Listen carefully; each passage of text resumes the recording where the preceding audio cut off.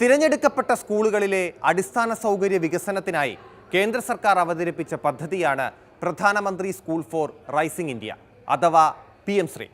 2023-2027 വർഷത്തേക്ക് വിഭാവനം ചെയ്ത പദ്ധതിയാണിത്. ഈ പദ്ധതിയിലേക്ക് തിരഞ്ഞെടുക്കപ്പെടുന്ന സ്കൂളുകളിൽ കേന്ദ്ര സർക്കാർ നടപ്പിലാക്കിയ ദേശീയ വിദ്യാഭ്യാസ നയവും കേന്ദ്ര സിലബസും നടപ്പിലാക്കേണ്ടി വരും. ഇതിനൊപ്പം PM ശ്രീ സ്കൂൾ എന്ന ബോർഡും പ്രധാനമന്ത്രിയുടെ ചിത്രവും സ്കൂളിൽ സ്ഥാപിക്കണം. ഇതിൽ ബ്രാൻഡിങ്ങിനോടും ദേശീയ വിദ്യാഭ്യാസ നയത്തിനോടുമാണ് സംസ്ഥാന സർക്കാരിൻ്റെ എതിർപ്പുണ്ടായിരുന്നത്.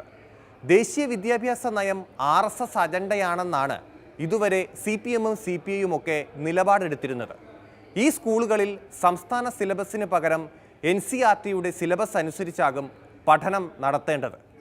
RSS സങ്കല്പത്തിലുള്ള ദേശീയത അടിച്ചേൽപ്പിക്കുക, ഹിന്ദുത്വ ആശയങ്ങൾ പ്രചരിപ്പിക്കുക, സംസ്ഥാനങ്ങളുടെ അധികാരങ്ങൾ കവരുക, സംസ്ഥാനങ്ങളുടെ നിയന്ത്രണത്തിലുള്ള പൊതുവിദ്യാലയങ്ങൾ കേന്ദ്ര നിയന്ത്രണത്തിലേക്ക് പോകും തുടങ്ങിയവയാണ് ഇതിനെതിരെ ഉയരുന്ന ആരോപണങ്ങൾ. ഇതിനു പുറമെ സ്കൂളിൻ്റെ ഘടനയിലും മാറ്റമുണ്ടാകും.